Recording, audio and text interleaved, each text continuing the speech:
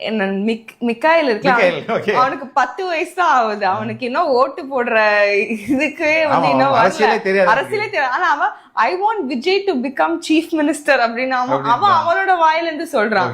Who will you vote for it? Vijay அப்படின்னு சொல்றான்.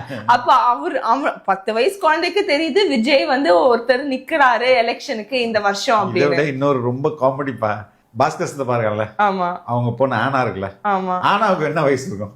என்ன ஒரு 5-6 வயசு பாயிருக்குமா? 5-6 வயசு இருக்கும்.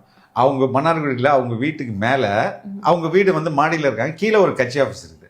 அது அங்கே கீழே ஓடியாந்து இவரெல்லாம் வரமாட்டாரு விஜய் தான் வருவாருன்னு சொல்லிட்டு ஓடி போயிடுவான். அவன் பாஸ்கரை கூப்பிட்டு, எங்க உங்க பொண்ணு எங்க கட்சி ஆஃபீஸ்ல நிறைய பேர் இருக்கும்போது இது மாதிரி சொல்லிட்டு ஓடி போயிருதுங்க, கொஞ்சம் கண்டிச்சு வைங்க அப்படின்னு இருக்கான் அவன். சரி, எதுக்கு நான் சொல்ல வரேன்னா, இதுதான் ஒரு கல்ச்சுரல் பினாமினா. இப்போ கட்சி ஆரம்பித்து 2 ஆண்டு முடிந்து 3வது ஆண்டு தொடக்கத்திலேயே இவ்வளவு பெரிய கலாச்சார மாற்றத்தை இது ஏற்படுத்திருக்குன்னா, இந்த கட்சி ஏன் அரசியல் மாற்றத்தை எளிதாக ஏற்படுத்தாது? கண்டிப்பா முடியும். தலைவர் சொல்ற மாதிரி ஒவ்வொரு வீட்டிலையும் இப்போ ஆனா வந்து அவனுக்கு ஒரே பொண்ணு, பாஸ்கருக்கு ஒரே பொண்ணு, நீங்க ஓட்டு போட்டு அவனை அடம் பிடிச்சானா அவன்